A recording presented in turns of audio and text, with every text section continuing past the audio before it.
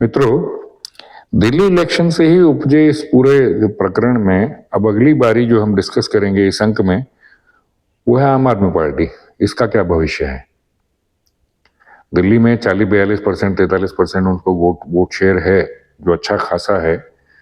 और उसकी मेन वजह ये है कि उनको मुस्लिम बहुल जहाँ पे इलाके हैं वहाँ उनको पूरे पूरे वोट मिले हैं। जहाँ नहीं मिला, जैसे मुस्तफाबाद में AIMM के कैंडिडेट ने जो है वोट काटे तो बीजेपी जीत गई, मोहन बिष्ट वहां से जीत गए क्योंकि ताहिर हुसैन ने 31,000 वोट उनके काटे।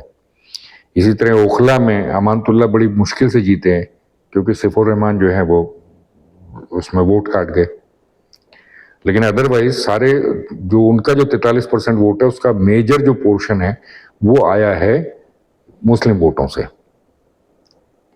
जो बाकी उनका वोट जो है वो दरक रहा है। वो अभी जैसे जैसे कांग्रेस सशक्त होती जाएगी, जैसे ताकतवर होती जाएगी, वैसे वैसे इसका वोट छिटकेगा। और जो मुस्लिम वोट है वो भी उसके साथ, जैसे ही हिंदू वोट छिटकेगा, जो मध्यम उसका चला गया है वोट इनके हाथ से, अभी झुग्गी झोपड़ी वगैरह का जो वो वोट इनके पास है वो भी जैसे ही जाएगा तो साथ साथ मुस्लिम वोट भी चला जाएगा। तो इसलिए मुझे नहीं लगता इतनी आसान है। अगले 5 सालों में आप देखेंगे इनका जनाधार कम होता चला जाएगा। बस उसके लिए जरूरत है कि कांग्रेस का जो केंद्रीय नेतृत्व है वो दिल्ली के नेतृत्व को सशक्त करे, उसका साथ दे दे, या कम से कम उसको इंडिपेंडेंट छोड़ दे। अब जो आम आदमी पार्टी का जो दूसरा जो इनका खतरा है वो है पंजाब से। पंजाब में जब भगवंत मान है तो अभी तक तो वो इनके अंगूठे के नीचे थे, लेकिन क्या वो रहेंगे? जिस तरह से उन्होंने राघव चड्ढा को वहां से भगाया है, जिस तरह से उन्होंने जो है वो संजय सिंह से नजदीकियां बढ़ाई है, ये भविष्य की ओर संकेत करता है कि भगवंत मान भी धीरे धीरे हो सकता है कि कोशिश करें कि इनके अंगूठे से बाहर निकलें। तो पंजाब अगर इनके पास रहा, पंजाब सरकार आम आदमी पार्टी के पास रही, तो केजरीवाल सरवाइव कर जाएंगे। दिल्ली में भी कुछ ना कुछ उनका जो है वजूद बचा रहेगा। लेकिन अगर खुदा ना खास्ता किसी वजह से पंजाब गवर्नमेंट गिरती है या पंजाब में इनके पंजे जो हैं वो हटा दिए जाते हैं, केजरीवाल को जो है वो वहां से फारिग कर दिया जाता है, तो केजरीवाल दिल्ली में भी नहीं बचेंगे। दिल्ली में भी केजरीवाल की पार्टी का कोई वजूद नहीं रहेगा, कोई अस्तित्व नहीं रहेगा। ये साफ है, बिल्कुल क्लियर साफ।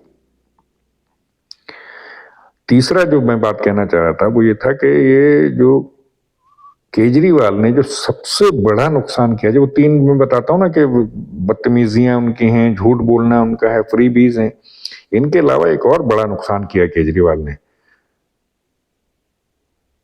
2013 में इंडिया अगेंस्ट करप्शन को आम जो लोग हैं, जो हमारे जैसे मिडिल क्लास लोग हैं, उसका बहुत बड़ा वर्ग इनके सपोर्ट में था, भावनात्मक रूप से इनसे जुड़ गया था।